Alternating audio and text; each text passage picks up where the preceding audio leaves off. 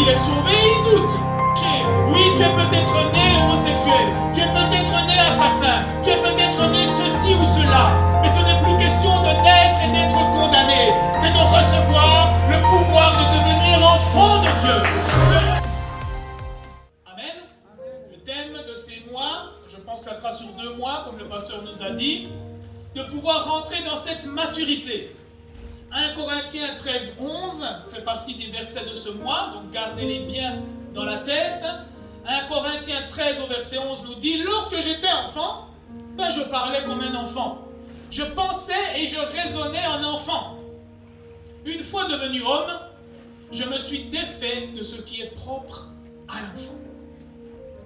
Bien-aimés, nous devons rentrer dans une nouvelle façon de voir les choses. Nous devons rentrer dans un nouveau système de pensée. Arrêtez de se comporter comme des enfants.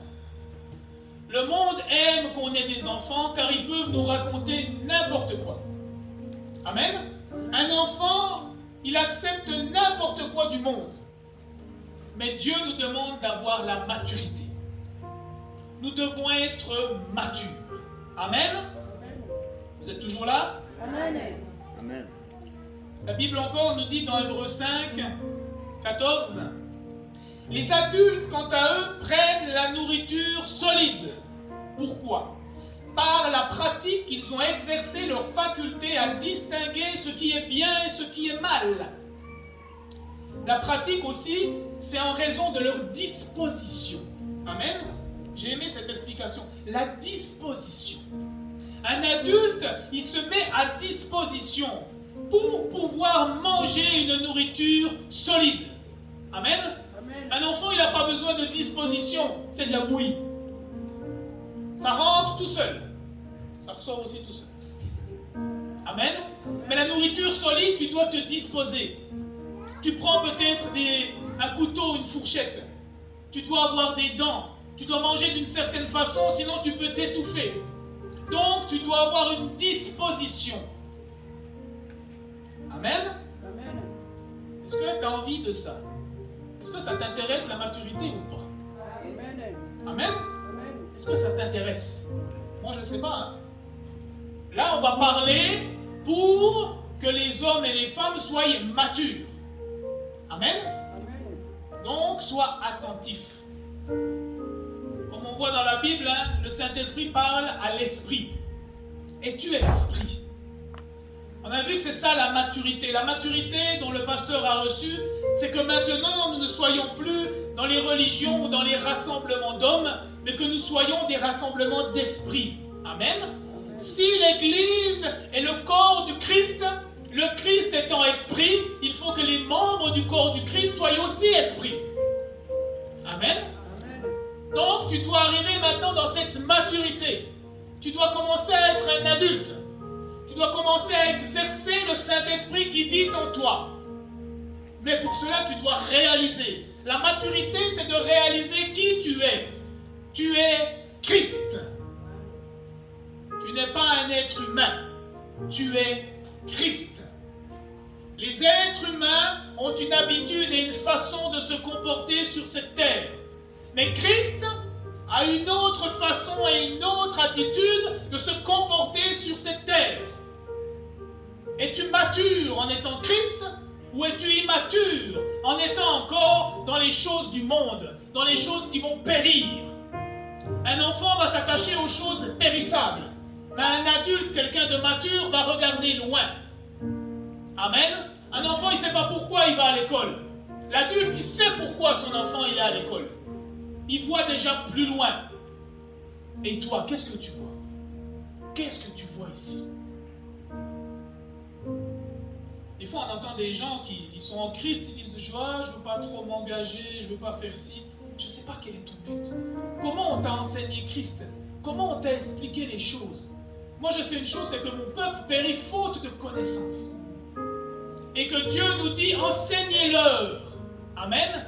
Si tu n'es pas enseigné, si tu ne vas pas au programme d'enseignement, tu ne pourras jamais grandir, jamais être mature.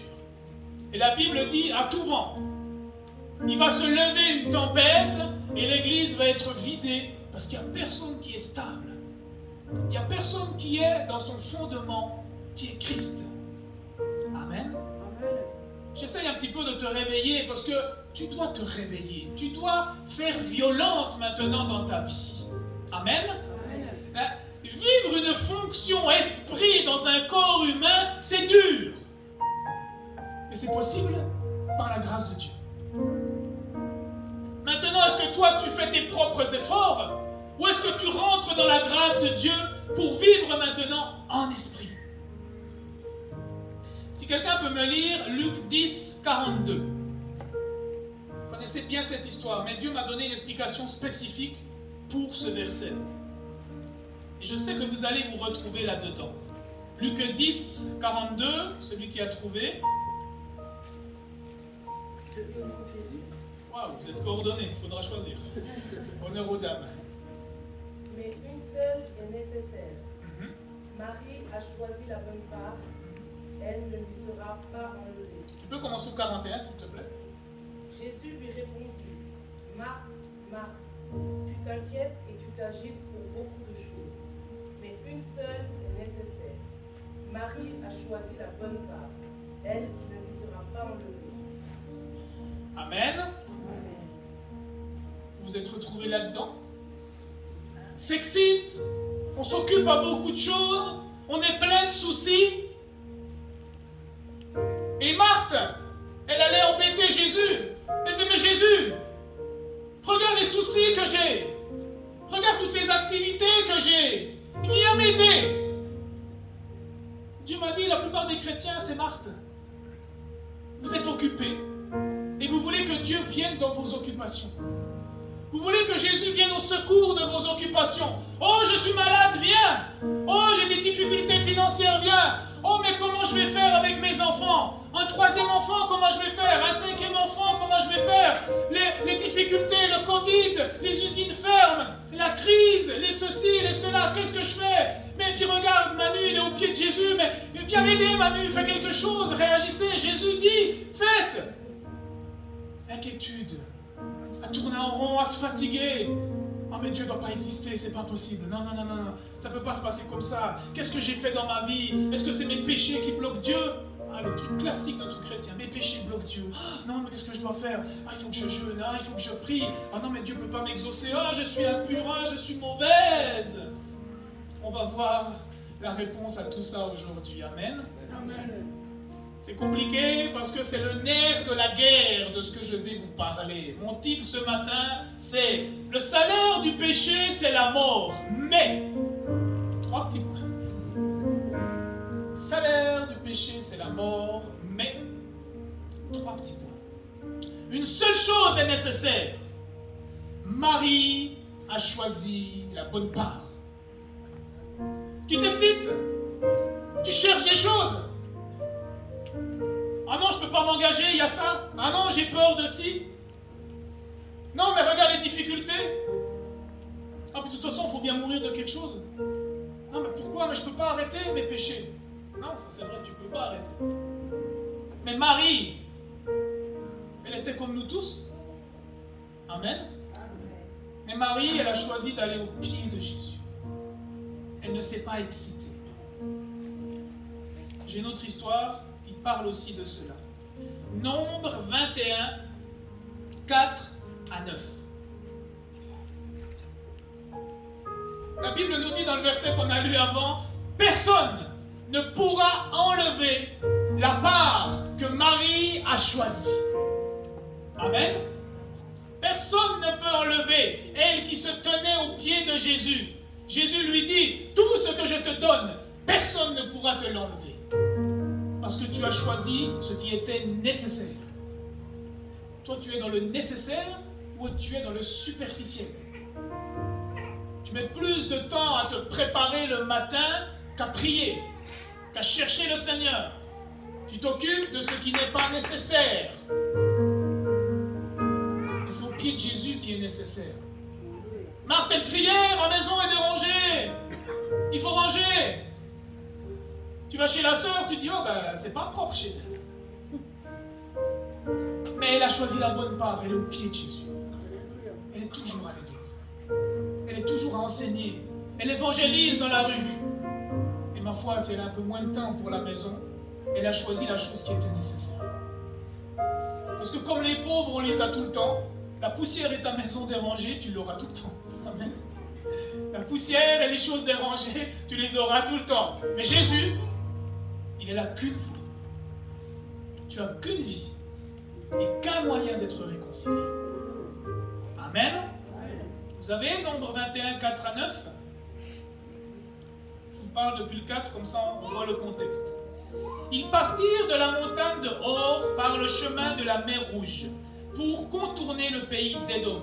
Le peuple s'impatienta en route. Ah, des fois on se reconnaît quand on dit le mot s'impatienta. Et par là contre Moïse et contre Dieu. Pourquoi vous nous avez fait monter hors d'Égypte pour que nous mourions dans le désert? Car il n'y a point de pain, il n'y a point d'eau, et notre âme est dégoûtée de cette misérable nourriture. Alors l'Éternel envoya contre le peuple des serpents brûlants. Amen. Le peuple se plaignait de nourriture et de boisson. Ils critiquaient Moïse, leur guide, et Dieu, leur libérateur. Dieu, il a dit, je vais juste leur donner un exemple pour leur montrer la chose qui est nécessaire. Amen. Alors l'Éternel envoya contre le peuple des serpents brûlants. Ils mordirent le peuple et il mourut beaucoup de gens en Israël. Amen. Vous comprenez que quand l'homme s'est rebellé contre Dieu, le péché et la mort est descendu sur l'homme. Amen. L'homme a préféré regarder ce qui était beau à l'œil. Il a préféré regarder ce qui était goûtu. Il a préféré désobéir à Dieu. Le pasteur pourrait nous dire, ils ont regardé avec leurs 5 sens. Et ils ont agi avec leurs 5 sens. Ils ont pris avec les 5 sens. Et il y a eu un résultat. L'homme est devenu mortel. Les serpents sont venus. Le péché est venu. Le péché mordait le peuple. Les serpents mordaient le peuple. Et ils moururent beaucoup de gens en Israël. Combien de personnes sur cette terre sont déjà mortes par les morsures du péché? Beaucoup. Et quand il y a la mort, c'est pour cela qu'il faut réagir un jour. Pourquoi l'homme meurt?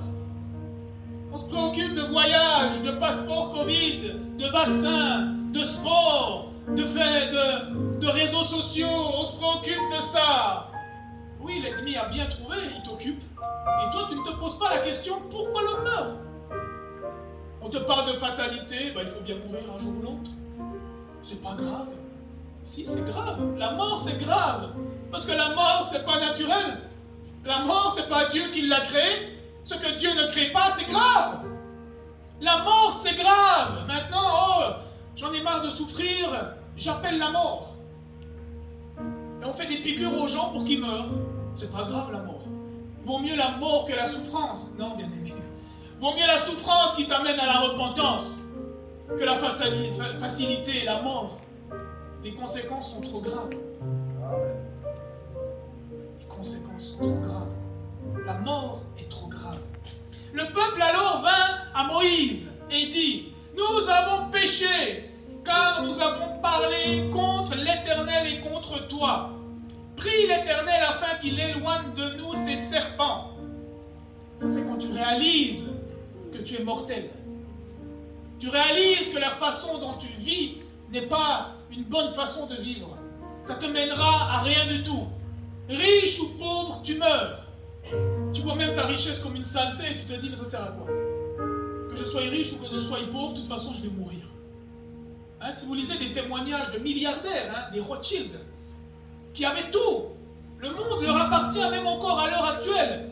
Mais quand leur ancêtre est mort, il lançait son argent partout, il disait, mais qui va venir à mon secours? Je vois le feu de l'enfer me consumer. La mort était en train de venir sur lui. Tout le monde était à ses pieds. Il dirigeait tout. Sa famille est puissante encore aujourd'hui. Pourtant, il pleurait La mort était là à sa porte et il n'avait aucun moyen de l'acheter. Aucun médicament, aucune puissance sur cette terre ne pouvait le libérer de la mort. Réalise l'état de l'homme. Moïse pria pour le peuple. L'Éternel dit à Moïse, fais-toi un serpent brûlant et place-le sur une perche. Quiconque aura été mordu et regardera, conservera la vie. Moïse fit un serpent d'airain et le plaça sur une perche. Et quiconque avait été mordu par un serpent et regardait le serpent d'airain, conservait la vie. Dieu fait quelque chose d'extraordinaire. Il met un serpent d'airain. Je vais déjà vous lire l'autre verset. Mais c'est fort. Amen. Amen. Ça va? Amen. On suit? Amen. Jean 3, versets 14 à 21. Jésus rencontre un homme qui connaissait très bien Dieu, un juif, Nicodème, un monsieur qui donnait beaucoup d'enseignements. Et Jésus lui dit une parole. Et comme Moïse éleva le serpent dans le désert, il faut de même que le Fils de l'homme soit élevé, afin que quiconque croit en lui ait la vie éternelle. Amen. Amen. Au milieu de tout ça, Jésus est en train d'expliquer à cet homme qui connaît très bien Dieu et la loi qu'il y a quelque chose qui va se passer. La même chose qu'il y a eu dans le désert. Ceux qui étaient dans le désert, qui se faisaient mordre par les serpents, regardez le serpent qui avait été élevé, ne mourait pas. Amen. Dieu est en train de leur montrer, quand tu rouspètes, quand tu te plains, quand tu es insatisfait, quand tu dis mais c'est pas possible que ce monde soit comme ça, Dieu ne doit pas exister, quand tu es dans ce genre de choses, Dieu dit regarde à Jésus. Amen. Amen. Je vais aller plus loin aujourd'hui. Quand tu regardes tes péchés te donneront la mort. Amen. Amen. C'est venu cet enseignement quand j'ai vu que les chrétiens avaient une telle méconnaissance du péché. Je parle bien des chrétiens. Amen. Que les chrétiens étaient en train toujours de regarder leur péché au lieu de regarder celui qui avait porté leur péché. Et dans leur vie, je ne voyais que mort, que dépression, que tristesse. Amen. Car Dieu a tant aimé le monde qu'il a donné son Fils unique, afin que quiconque croit en lui ne périsse point, mais qu'il ait la vie éternelle. Dieu en effet n'a pas envoyé son Fils dans le monde pour qu'il juge le monde, mais pour que le monde soit sauvé, pour que le monde soit sauvé par lui. Bien-aimés, c'était des serpents qui mordaient. Pourtant, c'est un serpent qu'on a élevé. Amen. C'est le péché qui tue l'homme. Pourtant, c'est le péché qu'on a élevé à la croix. Amen. J'ai pas dit le pécheur, hein. J'ai dit le péché. Qu'est-ce qui a été élevé? C'est vos péchés. Jésus-Christ sur la croix a porté nos péchés.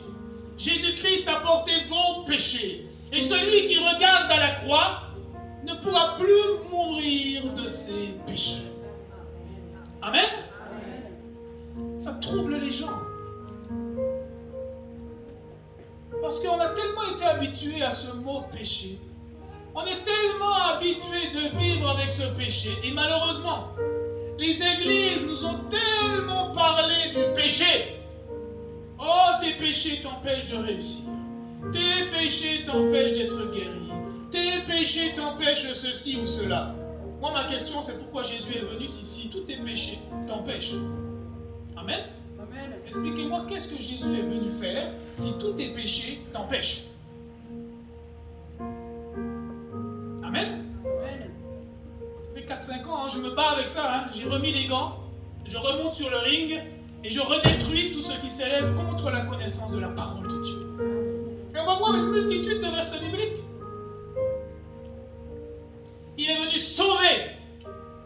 juger.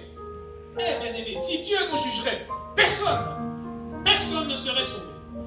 Personne ne serait sauvé si Jésus venait juger. Mais Jésus a bien expliqué les choses à Nicodème. Il lui a dit, Dieu a envoyé son Fils dans le monde. Il n'a pas envoyé son Fils dans le monde pour juger le monde, mais pour que le monde soit sauvé par lui. Amen. C'est pour ça que j'ai dit, c'est pour les chrétiens. C'est pour ceux qui sont passés par lui. C'est à vous que je parle, vous qui êtes chrétiens. Parce que je parle de maturité. Je ne parle pas aux païens. Si tu es païen, tu peux venir me voir à la fin. Je vais t'expliquer Jésus-Christ. Mais toi, si tu es chrétien, tu dois être mature concernant ce problème de péché.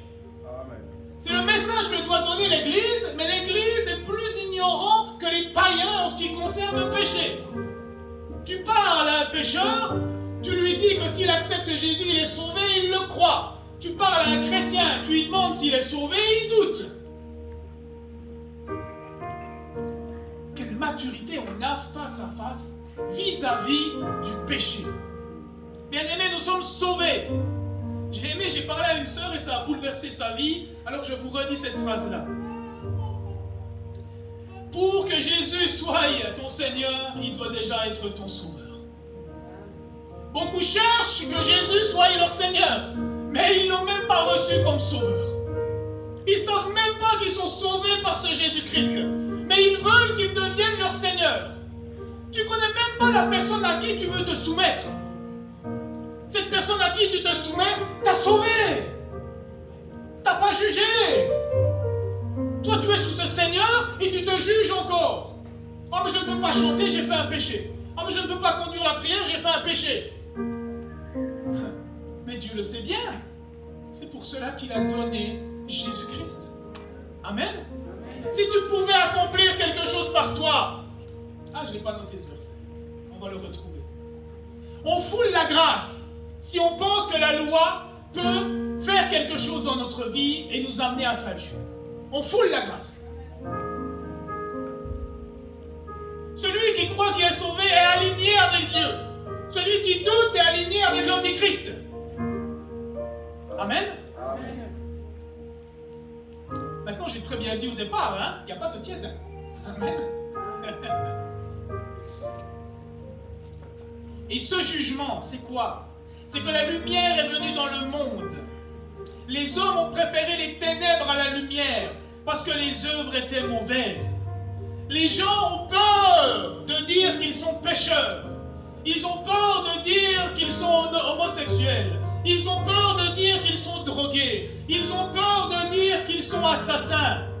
Mais bien aimé, cette lumière t'éclaire et te dit que tu peux déposer ton homosexualité, tu peux déposer ton meurtre, tu peux déposer ta condamnation par la lumière qui est Jésus-Christ. Et entre guillemets, hein, les chrétiens, c'est les champions de la condamnation. Pourtant, tu devrais amener le salut. Et toi, tu condamnes. Oh, toi, meurtrier. Ah non, ça, c'est fini pour toi. Homosexuel. Ah, l'enfer, direct. Sors direct de l'église, ça sert à rien. Bouge-toi les oreilles, ça sert à rien. C'est comme si on dit aux gens, suicide-toi, t'as meilleur temps. De toute façon, la vie ne te sert à rien. Mais je croyais que Jésus était venu pour sauver et non pour juger. Le jugement, c'est cette lumière. Si tu restes homosexuel, tu mourras. Si tu restes assassin, tu mourras.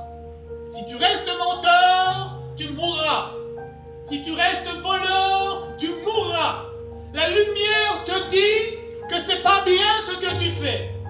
C'est ça le jugement que Dieu est venu apporter dans le monde. Il éclaire l'humanité en disant tu marches de la façon dont toi tu as choisi. Tu marches depuis la naissance avec le péché. Oui, tu es peut-être né homosexuel. Tu es peut-être né assassin. Tu es peut-être né ceci ou cela. Mais ce n'est plus question de naître et d'être condamné. C'est de recevoir le pouvoir de devenir enfant de Dieu. De renaître en tant que nouvelle créature. Je prends de l'avance, hein, mais comment une nouvelle créature qui est déjà jugée en Christ peut encore être condamnée? Expliquez-moi. La lumière est venue. Ces péchés ont été consumés par la lumière de Jésus-Christ. Et nous, on ramène les gens à attention, tu vas être condamné. La mort va revenir vers toi. Comme un frère, à l'époque, qui conduisait une prière, il disait, Seigneur, je te rends grâce, je suis sauvé maintenant. Mais si je commets un péché, je redeviens un pécheur comme les autres. J'ai dit, c'est terrible cette phrase. C'est terrible. Un jour, Jésus est tout puissant, et le lendemain, Jésus n'est rien. Amen. On va voir des versets. Je pense qu'il faut des versets. On va continuer pour clore.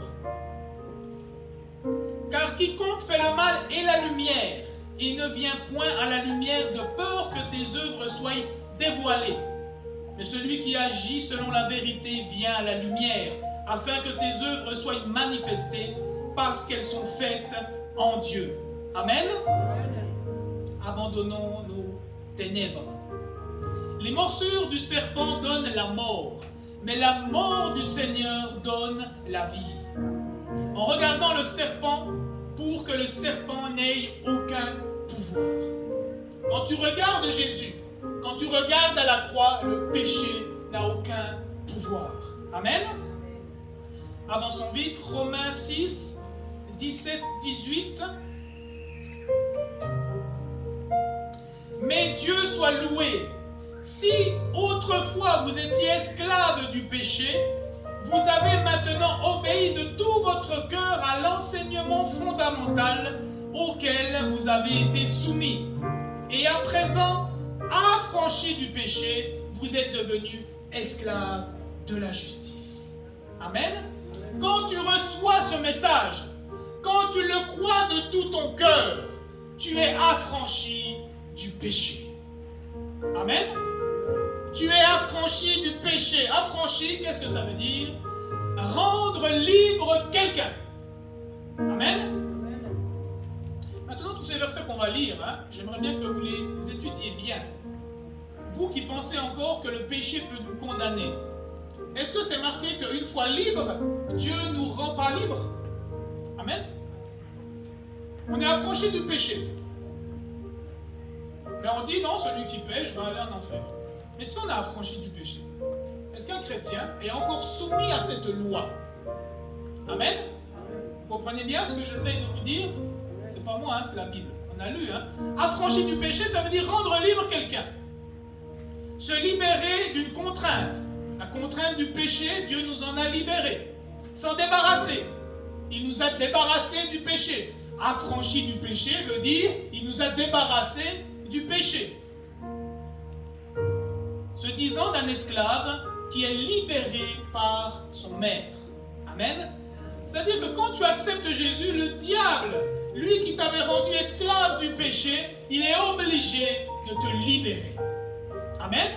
Quand tu es affranchi du péché, tu es libéré de tout l'esclavage du péché.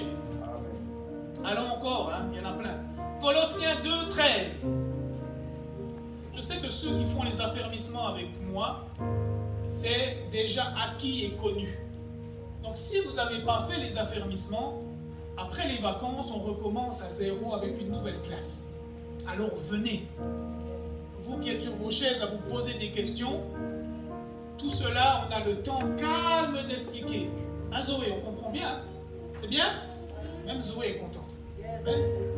Zoé, elle est contente aux enseignements. Alors venez aux enseignements. La Bible nous dit dans Colossiens 2 au verset 13, vous qui étiez morts par vos offenses, vous qui étiez morts à cause du péché et par l'incirconcision de votre chair, on n'était pas juifs, il vous a rendu à la vie avec lui. On est passé de la mort à la vie. Amen. Pourquoi vous voulez rajouter encore une étape? Oui, mais il peut mourir. J'aime toujours rappeler, avec Dieu, c'est oui, non. Tout le reste vient du diable. Soit tu es sauvé, soit tu n'es pas sauvé. Le reste vient du diable. Amen. Il y a plusieurs mensonges, mais qu'une vérité. Amen. Est-ce qu'il y a plusieurs vérités? Il n'y a pas plusieurs vérités. Il n'y a qu'une vérité. Dieu nous explique bien, avant on était mort. tu nais de papa et maman, tu es mort, mortel. Mais il nous a rendus à la vie. Est-ce que c'est toi qui t'es rendu à la vie? Est-ce que tu as dû faire quelque chose? Dites-moi. On comprend un peu le français quand même. Il vous a rendu. Il nous a redonné la vie, mais pas seul, hein, avec lui. Amen. Amen. Dieu n'attend pas quelque chose de toi, il attend de lui. Il attendait de Jésus-Christ. Amen. Amen. S'il est sorti d'une femme, c'était justement parce que Dieu attendait maintenant que quelqu'un sorte d'une femme. Il attendait une obéissance totale. Il attendait une soumission totale à tout ce que lui avait créé. Amen. Amen. Et si tu passes avec celui qui était sans défaut et sans tache, si tu es avec celui qui est parfait aux yeux de Dieu, si tu es avec celui qui a atteint tous les standards parfaits de Dieu, avec lui, tu retrouves la vie. Et il fait encore quelque chose de plus merveilleux. Il fait quoi avec ça? En plus de la vie, hein? Il nous fait grâce pour toutes nos offenses. Il te pardonne tous tes péchés. Tu es vivant et pardonné.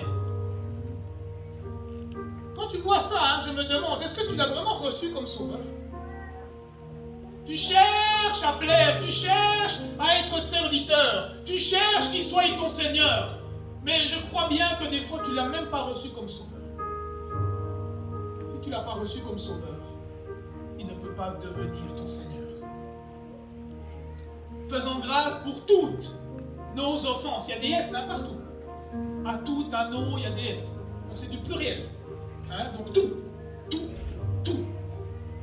La Bible dit dans 1 Jean 5, 15 à 13, celui qui croit au Fils de Dieu a ce témoignage en lui. Hein, si vous posez la question comment atteindre ce que tu nous parles, c'est de croire. Amen. C'est de recevoir. C'est d'avoir confiance, ça veut dire. As-tu confiance dans celui qui est mort pour toi? T'as confiance ou pas? Celui qui t'a pardonné toutes tes offenses, t'as confiance ou pas? Oui, tu m'as pardonné toutes mes offenses, mais... Pourquoi tu rajoutes un mais? Dieu n'a pas rajouté de mais. Il a dit c'est le diable qui rajoute les mais. Pourquoi tu commences bien avec moi et tu continues? Il dira, vous avez bien commencé par l'esprit, vous retombez dans la chair. Oh, il faut être circoncis, il faut obéir à la loi, il faut faire ceci, il faut faire cela. Alors Paul, il dit oui, mais la loi c'est Moïse, et la grâce c'est Jésus. On va le lire après ce verset. Celui qui croit au Fils de Dieu, il a un témoignage en lui. Celui qui ne croit pas, Dieu le fait menteur, parce qu'il ne croit pas au témoignage que Dieu a rendu à son Fils. Dieu, il a rendu un témoignage à son Fils. Et qu'est-ce que c'est ce témoignage? C'est que Dieu nous a donné la vie éternelle. C'est plus que la vie maintenant. Elle est éternelle, cette vie.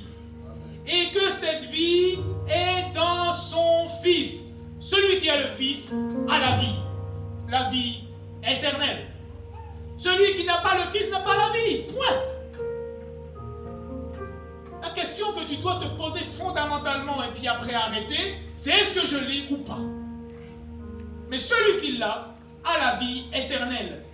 Et il rajoute encore, hein, il écrit ces choses afin que vous sachiez que vous avez la vie éternelle, vous qui croyez au nom du Fils de Dieu. Prends ce temps à bien vous expliquer.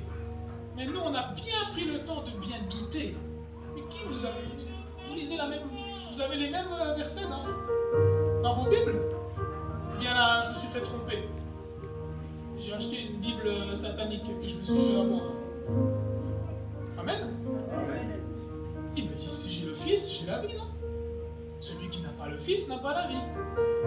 La seule question que je dois me poser, est-ce que j'ai le Fils? Vous qui croyez, as-tu confiance que le Fils de Dieu est en toi? Comment savoir que vous avez le Fils? Là, enfin, vite, hein? Apocalypse 3:20. Voici, je me tiens à la porte et je frappe. Si quelqu'un entend ma voix et m'ouvre la porte, il rentre. C'est ça, recevoir Jésus. Si quelqu'un t'a expliqué l'œuvre de la croix, si quelqu'un t'a expliqué ce que Jésus a fait, si tu veux demander pardon sincèrement pour tes péchés, si tu veux quitter cette vie mortelle pour recevoir une vie nouvelle, si tu as ouvert ton cœur à ce Jésus que la Bible nous parle, Jésus le Christ, que tu l'as reçu sincèrement, il est dans ton cœur. Et quand il est dans ton cœur, tout ce que parle la Bible, c'est pour toi. Tout. La vie éternelle, le pardon des péchés, c'est à partir de là que tu le reçois dans ton cœur. La volonté de Dieu, je vous parle de la volonté de Dieu, c'est que quiconque voit le Fils et croit en lui ait la vie éternelle. Et quand tu as la vie éternelle, il te fait une promesse qui va te ressusciter. Et je le ressusciterai au dernier jour. Donc cette parole, toi qui as reçu Jésus dans ton cœur, elle est pour toi. Tu ressusciteras au dernier jour. Jésus dit dans Jean 11, 25, 26, Jésus lui dit, je suis la résurrection et la vie. Celui qui croit en moi vivra, quand même il serait mort. Celui qui a Jésus et meurt avec Jésus aura la vie. Le pasteur lundi nous a très bien expliqué ces choses. On meurt dans la chair parce qu'on doit retourner à la poussière. C'est cette condamnation. Mais ce que nous sommes est esprit. L'esprit, j'avais très bien expliqué. Vous voyez, on a les trois parties. On a la chair, on a l'âme, on a l'esprit. Dans l'esprit, qui on a maintenant? Le Saint-Esprit. Amen. Le Saint-Esprit, la vie éternelle à ceux qui ont reçu Jésus-Christ dans leur cœur. Quand les deux ils sont morts, celui qui est attaché avec le Saint-Esprit le conduira. Parce qu'on parle de vie éternelle, mais ça c'est juste pour que les hommes comprennent bien. Le Saint-Esprit, c'est juste le chemin qui nous amène vers le Père pour vivre l'éternité auprès de lui. Amen. Donc quand, et la Bible nous dit bien, mais je n'ai pas sorti ce verset, il nous a greffé. Amen. Il nous a validé. Comment on appelle ces schtempfs là? Le sceau, scellé, merci. Il nous a scellés par le Saint-Esprit. Maintenant, trouvez-moi le verset qui décèle. Trouvez-moi le verset qui décèle. Et pas trouvez-moi. Je n'ai peut-être pas tout lu bien la Bible. Hein? On est scellés par le Saint-Esprit. Quand tu reçois Jésus, tu reçois maintenant ce Saint-Esprit. Cet arbre de vie qui était dans le jardin d'Éden, il est maintenant en toi. Je dis toujours, quand tu manges une pomme, la pomme elle est où? Dans le ventre, non? Quand tu reçois Jésus, Jésus il est où? Maintenant, si Jésus il est en toi, si tu meurs, et que Jésus c'est la vie, il se passe quoi pour toi? Eh bien tu vis. Amen. Ne cherchez pas des choses compliquées. La connaissance du bien et du mal issu du péché nous empêche de connaître Dieu. C'est pour ça qu'il ne nous dit pas de chercher à connaître Dieu par la connaissance du bien et du mal. Il nous dit, faites confiance, ayez foi, croyez. Parce que ce n'est pas une capacité humaine qui va vous donner la capacité de croire Dieu. On voit même, c'est surnaturellement. Dieu dit, il nous donne l'intelligence afin de connaître le Dieu véritable. Et le Dieu véritable, il nous dit que c'est Jésus-Christ. Jésus-Christ est Dieu, le Dieu véritable. Amen. Mais s'il est en toi, tu as le Dieu véritable. Il ne peut pas mourir. L'esprit de l'homme ne peut pas mourir. Soit c'est les tourments éternels, soit c'est la vie auprès de Dieu. L'esprit de l'homme ne peut pas mourir. L'esprit du Christ qui est en toi te ramènera automatiquement auprès du Père parce que tu es scellé par le Saint-Esprit. Le Seigneur bénisse le pasteur Franco et bon dimanche.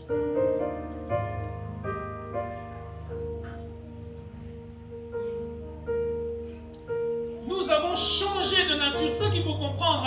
Ce n'est pas un mensonge ou un passe-passe que Dieu fait. Dieu nous dit dans Jean 1, 12 à 17. Mais à tous ceux qui l'ont reçu, à tous ceux qui ont ouvert la porte de leur cœur, comme nous expliquait Apocalypse 3, 20, elle a donné le pouvoir de devenir enfants de Dieu, lesquels ne sont nés non du sang ni de la volonté de la chair, mais de la volonté de Dieu. Quand tu es né de la volonté humaine, tu es mort. Mais quand tu es né de la volonté de Dieu, tu es vivant. Et la parole a été faite chair et elle a habité parmi nous, pleine de grâce et de vérité. Nous avons contemplé sa gloire, une gloire comme la gloire du Fils unique venu du Père. Jean lui a rendu témoignage, car il était avant moi. Et nous avons tous reçu la plénitude, et grâce par grâce, car la loi a été donnée par Moïse. La grâce et la vérité sont venues par Jésus-Christ. Tu dois écouter la grâce. Tu dois écouter la vérité qui vient de Jésus-Christ. Non de ton système d'intelligence, mais du système d'intelligence que la grâce t'a donné de le connaître et de croire maintenant. Tu crois parce que le Saint-Esprit t'a convaincu. Tu crois pas parce que tu es meilleur que les autres. Tu crois pas parce que tu es plus intelligent que les autres. Tu crois pas parce que tu as moins de péché que les autres. Ça fonctionne pas comme ça. Oh, mais je suis... Les gens, des fois, on se tracasse. Comme le pasteur nous explique très bien, quand tu es né de nouveau, quand tu as la vie éternelle, quand tous tes péchés te sont pardonnés, il y a quelque chose qui doit changer. C'est ton âme. Il dit bien, on est sauvé par grâce, mais tu dois être restauré. Ton âme doit être restaurée. Tu dois changer ta façon d'être. Tu dois changer ton comportement avec les autres. Mais ça ne se fait pas immédiatement. Donc oui, je vais te dire, tu peux avoir la vie éternelle et commettre des péchés. Parce que tout est pardonné. Amen. Mais une chose est sûre, c'est que tu vas prendre, c'est que tu as pris la décision d'abandonner tout ce qui te bloque. J'aime dire, le péché, ce n'est pas l'affaire de Dieu, le péché, c'est ton problème. La Bible dit, celui qui cache ses transgressions ne prospère pas. Dieu veut que tu progresses. Que tu pêches ou pas, ce n'est pas son problème. Mais toi, quand tu pêches, tu bloques la progression de Dieu. Donc maintenant, tu décides ce que tu veux faire. Mais si tu fais comme Marthe, tu t'agites puis tu t'excites, tu dois comprendre bien une chose. C'est que c'est les péchés qui te bloquent, pas Dieu. Ni sa grâce, ni son amour. Lui, il t'aime quoi que tu fasses. Il t'a pardonné quoi que tu fasses. Mais ta façon de vivre peut tout bloquer. Amen.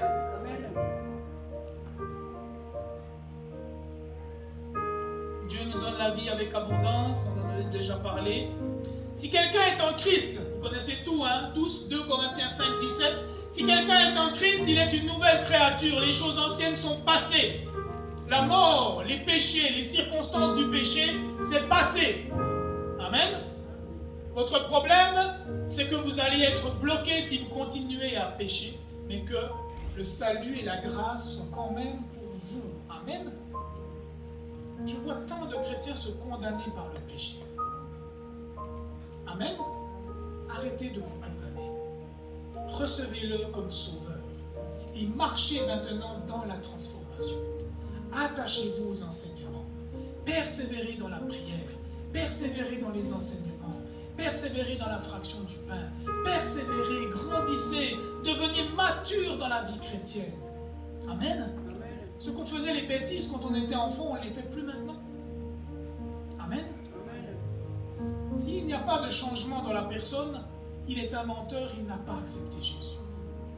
Amen. Amen. C'est pour ça que ce genre de message ne va jamais vous inciter à pécher. Parce qu'en vous, il y a la nature divine. Et la nature divine ne pêche pas. Amen. On va y arriver. Si quelqu'un est en Christ, il est une nouvelle créature. Les choses anciennes sont passées. Voici maintenant toute chose est devenue nouvelle. Et tout cela vient de Dieu.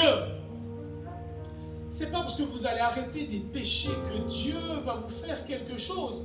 Parce que tout cela vient de Dieu. Dans ce qu'il a accompli à la croix avec son Fils. Toi, tu fais juste répondre à cet acte d'amour. Des fois, les mamans, quand vous êtes mariés, vous étiez des femmes parfaites. Dites-moi. Vous aviez déjà eu des enfants, vous saviez comment éduquer vos enfants? Je crois que vous ne saviez pas, non? Mais pourtant, quelqu'un vous a marié. Non? Il vous a marié, non? Amen. Est-ce que vous êtes la même femme mariée que maintenant? Non. Vous avez évolué, ça veut dire. Mais depuis le début jusqu'à maintenant, vous êtes quoi? mariés, non? Donc le mariage ne dépend pas de votre attitude. Ça dépend de l'acte que l'homme vous a dit, je te prends pour femme. Et toi, tu as dit quoi? J'ai confiance, je crois en la parole de cet homme, je t'accepte comme mari. Jésus dit, je te sauve, je t'aime, est-ce que tu veux? Oui, j'ai confiance, je te reçois. Et tu es marié. Depuis ce jour-là, tu es sauvé. Et comme un enfant ne reste pas le même, comme une femme ou un mari ne restent pas les mêmes, tu ne vas pas rester le même. Tu vas grandir. Tu vas dire, le péché, c'est plus pour moi.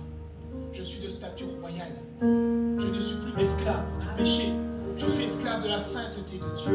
Je marche en nouveauté de vie. Péché, tu es sous mes pieds, je t'écrase. Tu es nuisible pour moi. Pas pour la vie éternelle, parce que c'est Jésus qui l'a écrasé une fois pour toutes à la croix de Golgotha, ce péché.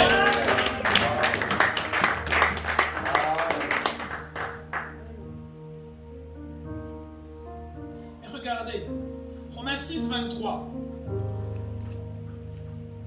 C'est dans une autre version, mais c'est avec le salaire du péché. Oui, avec le péché, ce qu'on gagne, c'est la mort.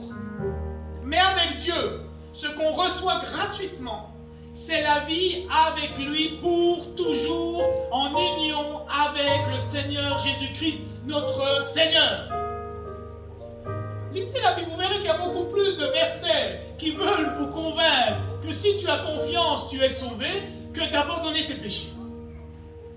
Mais toi, ta préoccupation, c'est les serpents qui te mordent. C'est tes petits péchés. Le pasteur Franco nous dit toujours, un chrétien ne pêche plus, il fait des manquements. Amen. Parce que si on dit encore à un chrétien qui pêche, il va pouvoir dire, oui, mais le salaire du péché, c'est la mort. Donc des fois, je dis, on ne devrait plus parler comme ça des chrétiens. On devrait dire, tu as fait un manquement, tu as fait une faute. Est-ce que nos enfants, des fois, on n'a pas envie de leur dire, mais toi, tu n'es vraiment pas mon fils comme tu agis? Mais est-ce que quand tu dis ça à ton fils, il n'est plus ton fils? Même s'il agit n'importe comment, même s'il te fout la honte, il reste quand même ton fils, non? Mère, vous n'avez pas souffert pour mettre au monde vos enfants? Est-ce que Dieu n'a pas souffert de voir son fils unique meurtri sur la croix de Golgotha et mourir pour vos péchés? Quand ton fils fait une bêtise, tu le renies puis tu l'amènes en enfer? Et tu dis non, c'est mon fils. Je dois prendre soin de lui. Je dois l'éduquer. Je dois persévérer dans les enseignements. Parce que je sais que ce que je lui ai dit, un jour il va s'en souvenir. Et ça, vous le savez très bien. Parce que nos enfants, ils se comportent n'importe comment. Mais quand il y a un invité qui vient dans la maison, l'enfant, il va tout sortir les règles que vous lui dites. Mon papa, il a dit que tu dois faire comme ça.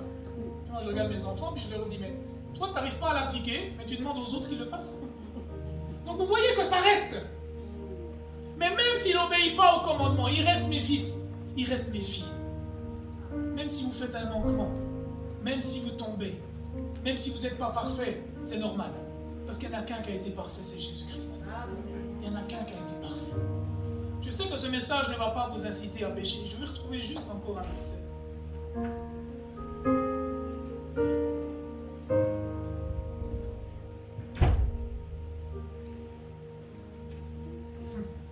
Même ce verset, hein, Hébreux 10, 16, 18. C'est Hébreux 10, 16 à 18. Voici l'alliance que je ferai avec eux après ces jours-là, dit le Seigneur. Une alliance que Dieu fait avec nous. Je mettrai mes lois dans leur cœur et je les écrirai dans leur esprit. Il ajouta, et je ne me souviendrai plus de leurs péchés ni de leurs iniquités. Donc toi, tu rappelles à Dieu ce que lui, il a oublié. Vous comprenez ça? Psaume 103, c'est la même chose. Je mets l'iniquité et le péché comme le nord et le sud, comme l'Orient et l'Occident. Dieu ne se souvient pas de nos péchés, mais nous, on fait que ramener nos péchés à Dieu. Regarde comme je suis mauvais, regarde comme je suis impur. Dieu, il dit, je sais, j'ai donné mon fils pour ça. Et nous, on continue. Il dit, mais vous n'avez pas compris. Maturité, bien-aimé, maturité. Dieu nous veut en maturité pour le servir, non pour regarder les petits serpents qui nous mordent, mais pour regarder la croix, pour avancer, pour grandir, pour atteindre la maturité. Amen. Ni leur péché, ni leur iniquité, il ne s'en souvient plus. Or, là où il y a eu pardon des péchés, il n'y a plus d'offrande pour le péché. Vous comprenez, vous qui êtes spirituel, vous comprenez. Or, là où il y a le pardon des péchés, il n'y a plus d'offrande pour le péché. Toi, tu te condamnes avec tes péchés, mais Dieu te dit, il n'y a plus d'offrande. Elle a déjà été payée, l'offrande. Jésus, par le sang éternel, est déjà venu apporter le sang pur, sans défaut et sans tache, qui justifie toute l'humanité. Et toi, tu dis, ah ben non, si je marche mal, je vais aller en enfer. Il n'y a plus d'offrande pour tes péchés. Si tu penses que tu vas aller en enfer, où est ton offrande que tu peux présenter à Dieu? Comme il faisait dans le désert, dans l'Ancien Testament, où il pouvait présenter une offrande pour être pardonné. La Bible dit maintenant, il n'y en a une pour l'éternité qui a été offerte, et c'est Jésus-Christ. L'agneau immolé sans défaut et sans tache.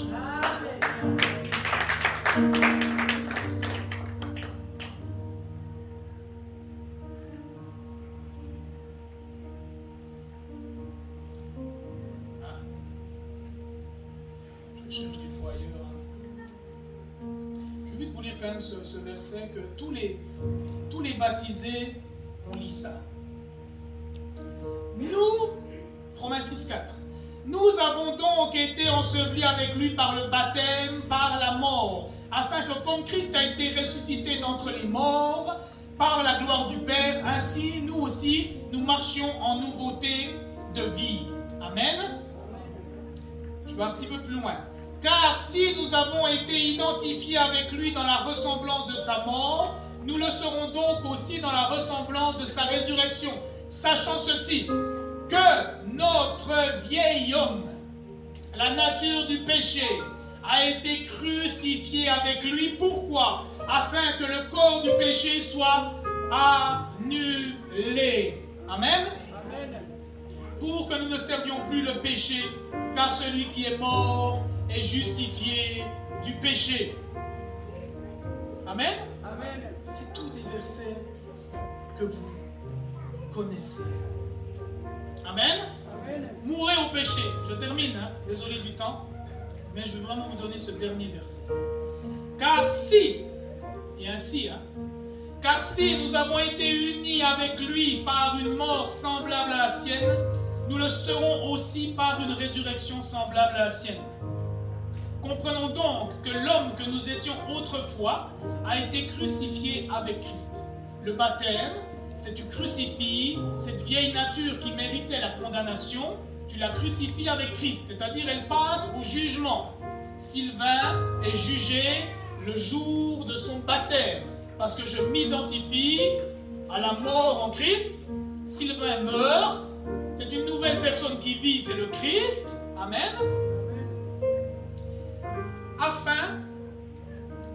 Afin que le péché, dans ce qu'il fait sa force, soit réduit à l'impuissance. Je rajoute, celui qui a encore un péché qui l'embête, c'est lui qui le veut. Parce que le péché est réduit à l'impuissance dans ta vie nouvelle. C'est à toi de prendre position.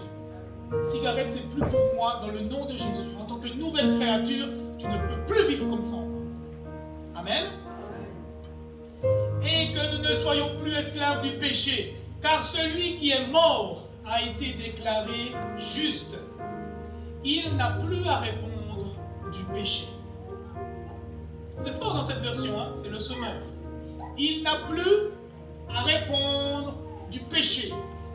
Toi, tu pleures parce que tu penses répondre de tes péchés. Non. C'est un autre sujet dans ta maturité. Tu vas répondre du travail que tu as fait en tant que nouvelle créature. Petite parenthèse qu'on comprend bien. Nous étions une ancienne créature. Si tu reçois ce message, que tu acceptes ce message de Jésus-Christ à la croix, que tu es mort dans les eaux du baptême, que tu es ressuscité en nouvelle créature, toute l'ancienne vie, toutes les conséquences de l'ancienne vie sont réglées une fois pour toutes. Maintenant, tu commences une nouvelle vie. Si tu as été jugé pour l'ancienne vie, tu seras aussi jugé pour la nouvelle vie. Mais ce n'est pas une question de vie éternelle ou d'être sauvé. C'est une question de récompense. Maintenant, travaille. Toi qui es mature. Mais je suis parti de là parce que tu ne peux pas être mature. Tu ne peux pas penser aux récompenses si tu penses encore au péché. Le péché, c'est réglé. Maintenant, tu dois travailler. Tu dois prier pour les autres. Tu dois visiter les malades. Tu dois prêcher l'évangile dans la rue. Tu dois enseigner ceux qui n'ont pas la connaissance. Tu dois vivre en tant que Christ sur cette terre.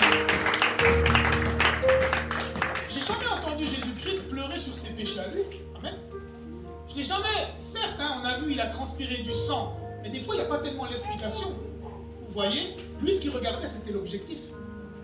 Hein, il dit qu'il n'a pas regardé les souffrances passées sur cette terre, il regardait déjà la gloire. Toi, tu regardes à la gloire ou tu regardes en te condamnant toujours? Regarde à la gloire qui t'attend. Travaille pour atteindre cette gloire. Tu travailles pour un salaire de misère. Mais Dieu va te donner un salaire éternel, une récompense éternelle. Travaille pour cela. Serve le Seigneur avec un cœur sincère. Que Dieu vous bénisse.